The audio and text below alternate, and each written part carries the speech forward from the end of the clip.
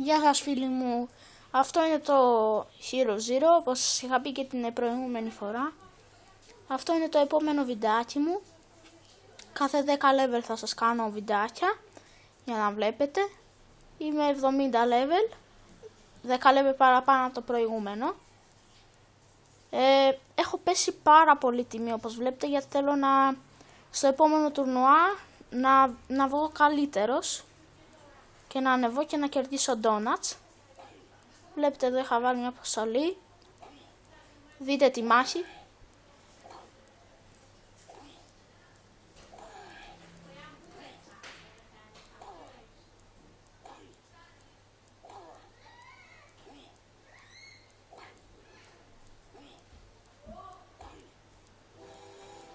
Κέρδισα.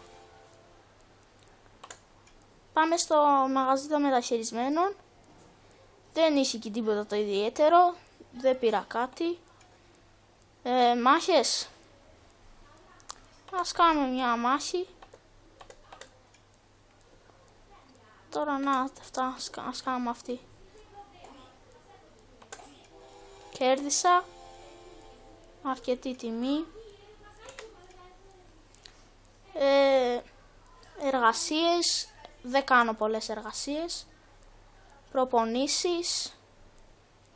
Τι να σας πω για τις προπονήσεις τώρα, δεν προπονούμε και τόσο. Οι δεξιότητες μου είναι καλές από μόνες τους. Έτσι πιστεύω. Οι ειδικές αποστολές τελείωσα τις 2. Στη τρίτη είμαι στο 5 και ξεκλείδωσα την τέταρτη. Θυμάστε που δεν την είχα ξεκλειδώσει στο προηγούμενο βιντεάκι? Αν το είχατε δει, ας κάνουμε εδώ αυτό. Δεν μπορώ. Ξέχασα. Ενισχυτικά. Τώρα έχω όλα τα 25, αλλά μόλις έβαλα μία pay, 5, και έχω 102 donut.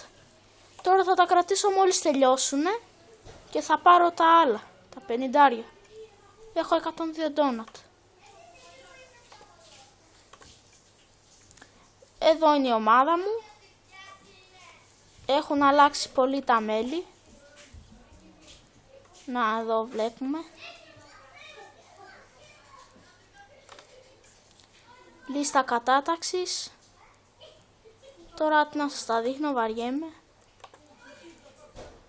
Τα donut πήρα την έναρξη, το πακέτο έναρξης ήρωα, τώρα δεν το έχω πια.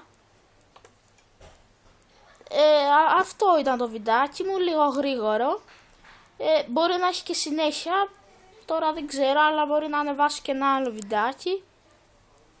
Αυτά.